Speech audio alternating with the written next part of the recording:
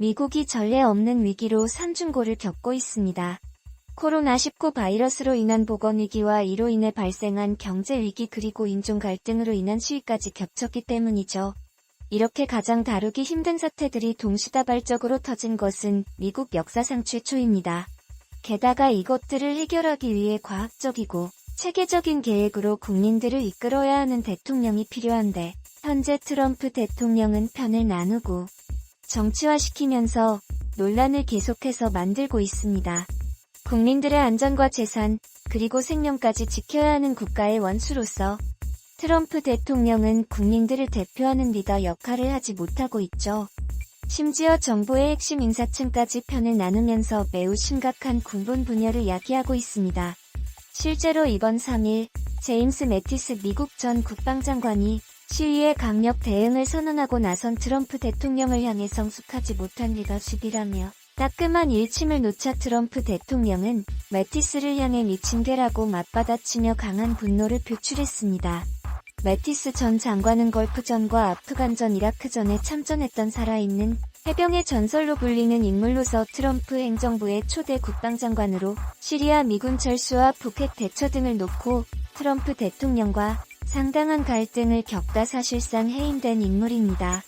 그런데 이러한 매티스 전 장관이 성명을 통해 트럼프 대통령은 국민을 통합하려 노력하지 않고 심지어 그렇게 하려는 신용도 하지 않는 내생의 유일한 대통령이라며 대신 그는 우리를 분열시키려고 한다고 밝힌 것입니다.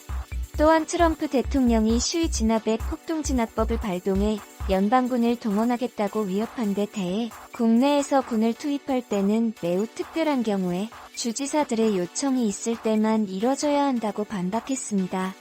특히 그는 자신이 50년 전에 입대할 때 헌법을 수호하고 지지한다는 맹세에 서약했는데 같은 선서를 한 군대가 시민의 헌법상 권리를 침해하도록 명령을 받을 것은 꿈에도 생각지 못했다고 개탄했죠. 게다가 이러한 반응은 전직 정계 인물들에게서만 나오는 것이 아닙니다. 현직 국방장관인 에스퍼 장관도 시위에 군대를 동원한다는 트럼프 대통령의 방침에 반기를 든 것인데요. 에스퍼 국방장관은 매티스 전 국방장관과 달리 트럼프 대통령의 말에는 무조건 동의하는 인물로 유명하죠. 특히 매티스 전 장관이 해임되고 들어온 인물이라 그런 경향이 더 짙습니다. 그런데 이러한 에스퍼 장관이 3일 국방부에서 기자회견을 자청하여 법 집행에 병력을 동원하는 선택지는 마지막 수단이 되어야 하며 가장 위급하고 심각한 상황에서만 사용돼야 한다고 밝힌 것입니다. 그러면서 우리는 지금 그런 상황에 있지 않기 때문에 나는 반란법 발동을 지지하지 않는다고 덧붙였는데요. 이에 따라 분노한 트럼프 대통령이 백악관에서 에스퍼 장관을 냉빙안했다고 뉴욕타임스가 고위 관리를 인용해 보도하기도 했습니다. 또한 마크 밀리 합참의장도 트럼프 대통령의 시위 대응에 사실상 반대를 표시했는데요. 마크 밀리 합참의장은 군 지휘관들에게 모든 군인은 미국인들에게 표현의 자유와 평화로운 집회 권리를 부여한 헌법을 지킨다고 선서한다는 점을 강조한 것입니다. 앞서 매티스 전 장관이 말한 헌법 수호와 같은 의견으로 볼 수 있죠. 이렇게 미국 전현직 국방장관을 포함한 군 관계자들이 트럼프 대통령을 향해 공개적으로 반대 목소리를 내자 트럼프 대통령은 뉴스맥스와의 인터뷰에서 군병력 투입은 상황에 달려있다며 우리가 반드시 군을 투입해야만 할 것이라고는 생각하지 않는다고 밝혔는데요. 불과 며칠 전 대통령 권한으로 군병력을 배치할 것이라는 강경론에서 한 발 물러난 모습이죠. 이렇게 트럼프 대통령이 갑자기 입장을 선회한 이유는 조 바이든 후보와의 지지율 차이를 의식한 것으로 보입니다. 4일 블룸버그 통신에 따르면 본머스대의 최근 여론조사 결과 바이든 후보가 52%, 트럼프 대통령의 지지율은 41%로 조사되었습니다. 지지율 격차는 11%포인트 차이 나죠. 게다가 지난 5월에 발표된 여론조사에서 지지율 차이는 9%였으며 4월에는 4%였기 때문에 이처럼 지지율 격차가 꾸준히 벌어지고 있다는 것은 트럼프 대통령 입장에서 매우 치명적인 상황입니다. 심지어 유권자의 3분의 1이 인종 정책을 투표의 핵심적인 요인으로 판단하고 있다고 응답했으므로 인종이 미국 대선에 매우 큰 영향을 미칠 것으로 예상됩니다. 실제로 트럼프 행정부의 핵심적인 지지층은 백인 기득권 보수층이기 때문에 현재 시위 상태가 지속된다면 트럼프 대통령의 표가 상당히 떨어질 것은 피할 수가 없습니다. 따라서 앞으로 미국 대선의 캐스팅 보드를 잡은 인종은 결국 흑인이 될 것으로 보이는데요. 그런데 트럼프 대통령도 이를 이미 파악한 것 같습니다. 나는 링컨 대통령 이후 그 어떤 대통령보다 흑인 사회를 위해 일해왔다고 자화자찬한 것입니다. 또한 가장 낮은 흑인 실업률과 범죄율 등을 주요 치적으로 꼽았죠. 하지만 일자리는 양보다 질이 중요합니다. 백인들이 가득한 기득권 세력에 흑인이 직장을 얻은 것과 누구나 쉽게 할 수 있는 일을 하게 된 것에는 분명 차이가 있습니다.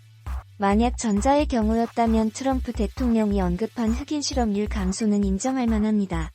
이는 사회 전체의 구조적인 문제를 뜯어 고치는데 성공했다는 것을 뜻하므로 충분히 박수받아 마땅한 일이기 때문입니다. 하지만 후자의 경우처럼 원래 흑인이 많이 하던 일에 흑인이 더 많이 고용되었다면 사회 구조가 오히려 더욱 고착화되었다는 의미가 됩니다. 인종 간 차별이 더욱 심해진 것이죠. 그런데 이번 코로나19 바이러스 사태로 인해 후자의 가능성이 더 높은 것으로 드러났는데요. 코로나19 바이러스 감염증 확산에 따른 전체 평균 실업률 증가에서 흑인 실업률만 폭등했기 때문입니다. 일반적인 직업계층에서 실업에 가장 취약한 직종은 보통 누구나 할 수 있는 일들이 많습니다. 따라서 이는 원래 흑인이 많이 하던 분야에서 더 많은 흑인이 고용되었다는 의미로 해석할 수 있습니다. 트럼프 대통령이 이야기한 흑인 실업률 감소는 오히려 사회적인 불평등을 초래한 것입니다. 다르고 다르듯이 트럼프 대통령은 흑인을 더 많이 고용하여 그들의 삶을 개선시켰다는 의미로 자찬했지만 사실 오히려 인종 간 직업계층을 고착화시켰고 차별을 늘린 것입니다.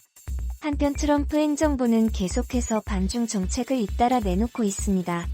자신의 지지율을 올릴 수 있는 사실상 유일한 방안이기도 한데요. 3일 뉴욕타임스에 따르면 미국 교통부는 오는 16일부터 중국 항공사 소속 여객기에 미국 운항을 금지하겠다고 밝혔습니다.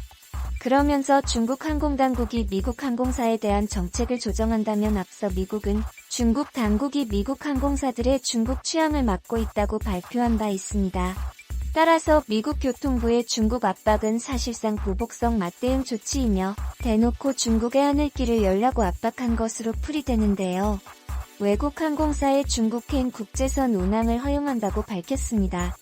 미국의 엄포에 어쩔 수 없이 단하루 만에 꼬리를 내리는 형국이 되었죠. 하지만 이 발표에서 특정 국가는 언급하지 않았습니다.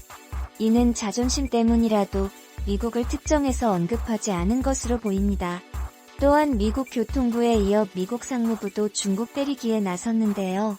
앞서 상무부는 중국의 대량 살상 무기와 위구르 자치군의 인권 탄압에 관련 중국 기업을 미국의 거래 제한 명단인 블랙리스트에 올린 바 있습니다. 그런데 이 블랙리스트에 올라있는 중국 기업들을 이번 5일부터 실제 제재에 착수하겠다고 발표한 것입니다. 이 기업들은 안면인식과 로봇 그리고 소프트웨어 분야의 회사들로서 미래 먹거리의 가장 핵심적인 기술을 다루는데요. 하지만 이제 미국 정부의 허가 없이 미국 기술에 접근할 수 없게 되었고 그만큼 중국 경제에 심각한 영향을 끼칠 것으로 보입니다. 이렇게 미국과 중국이 서로 티격태격 싸우는 동안에 점차 한국과 일본 사이에서도 마찰이 생기고 있습니다. 앞서 5월 초 한국은 일본의 말일까지 수출 규제에 대해 해결하라며 최종 기간을 제시했습니다. 31일이 될 때까지 묵묵부답으로 일관하던 일본은 6월이 되어서야 지금까지 밝혀온 원론적인 견해를 다시 밝혔습니다. 무역관리는 공개적으로 거론할 수 있는 문제가 아니지만 그동안 반복해온 수출관리를 국제적으로 적절히 유지해야 한다고 말한 것이죠. 사실상 일본이 수출규제 해제를 요청한 한국 정부의 요구를 거절한 것입니다. 결국 한국은 WTO에 중단했었던 분쟁 해결 절차를 재개하기로 정했는데요. 그런데 일본 경제산업성은 이러한 한국의 움직임에 대해 지금까지 쌓아올린 것을 무너뜨리는 일이라고 주장했습니다. 그러면서 한국의 이번 결정은 왼손으로 때리면서 오른손으로 악수하자는 이야기라며 모순된다고 비판했습니다. 이게 말이 되는 이야기인가요? 분명히 작년 G20 정상회의에서 일본은 의장국으로서 다음과 같이 선언문을 읽었습니다. 자유롭고 공정하며 비차별적이고 예측 가능하며 안정적인 무역과 투자 환경을 구축하고 시장 개방을 유지하기 위해 노력한다고 말이죠.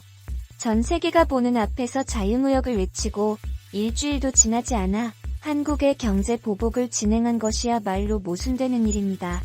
사실 일본의 수출 규제는 단순히 명분임을 모두 알고 있습니다. 한국의 강제징용 대법원 판결에 대한 한국 정부의 입장을 바꾸도록 하고 일본의 역사관을 인정하도록 만드는 것에 진정한 목적이 있죠. 따라서 일본 입장에서 한국의 수출 규제에 따른 WTO 제소는 가장 주된 문제가 아닙니다. 일본이 가장 꺼려하는 것은 강제 동원 기업 자산의 현금화입니다. 이것이야말로 일제시대부터 지금까지 이어져 온 역사의 중심에 있는 사안이고 한국과 일본이 가장 갈등에 빠져있는 핵심적인 문제이기 때문이죠. 따라서 일본 기업들은 한국 대법원 판결에 불복하고 소송 서류 수령을 거부해왔습니다. 이들 기업이 이를 인정해버리면 일본 정부의 역사관과 배치되는 행동이라는 뜻이 되므로 애초에 정부 쪽에서 일본 기업들에게 판결 불복과 서류 수령 거부를 요구했습니다. 결국 강제징용 피해자들은 일본 기업이 판결을 이행하지 않으므로 일본 제철의 국내 합작사인 P&R의 주식을 압류하여 이를 매각해달라고 법원에 신청했습니다. 이에 따라 한국 법원은 공시송달 방식으로 자산 매각 관련 서류를 전달하기로 결정했는데요. 공시송달 방식은 당사자에게 서류를 보낼 수 없을 때 법원이 대신 보관해주고 일정 기간이 지나면 서류가 상대방에게 전달된 걸로 간주하는 방식입니다. 일정 기간이 지나면 일본 제철에 국내 자산 현금화 명령을 내릴 수 있죠. 그런데 스가 관방장관은 4일 정례 브리핑에서 일본 기업의 자산 현금화는 심각한 사태를 초래할 수 있어 피해야만 한다고 주장했습니다. 또한 일본 기업의 정당한 경제활동을 보호하는 관점에서 모든 선택지를 시야에 두고 대응해 나갈 것이라고 밝혔는데요. 이는 현금화가 이뤄지면 한국에 보복 조치를 할 것이라는 뜻으로 풀이됩니다. 대표적인 보복 카드로 한국 제품에 대한 관세 인상, 일본 기업의 한국 대출금 회수, 비자 발급 중단, 한국에 대한 신용등급 인하 등이 꼽히죠. 하지만 일본은 한국에 쉽게 맞대응할 수 없을 것으로 예상됩니다. 판결에 따른 자산 매각을 이유로 관세를 올리는 것은 국제법 위반을 이유로 WTO 제소 사안이 되기 때문에 한국의 사법 절차가 국제법 위반이라고 주장해온 일본이 오히려 국제법을 어겼다는 논란을 자초할 수 있습니다. 게다가 경제로 보복한다고 할지라도 이미 코로나19 바이러스 사태로 인해 기업들이 버티기 힘든 상황이므로 일본 정부가 일본 기업을 무너뜨리는 일이 될 수도 있습니다. 기업들을 살리기 위해 양적 완화까지 진행하는 일본 정부 입장에서 결국 어떤 보복 카드를 사용하더라도 자신들이 손해입니다. 따라서 도쿄신문도 관련 문제가 해결되었으면 부분적이라도 한국의 수출 규제를 해제하고 이를 악화시키지 말아야 한다고 보도했습니다. 앞으로 일본 정부의 대한국 전략이 어떻게 될지 지켜봐야 하겠지만 불복과 절대 쉽게 움직이지 못할 것입니다.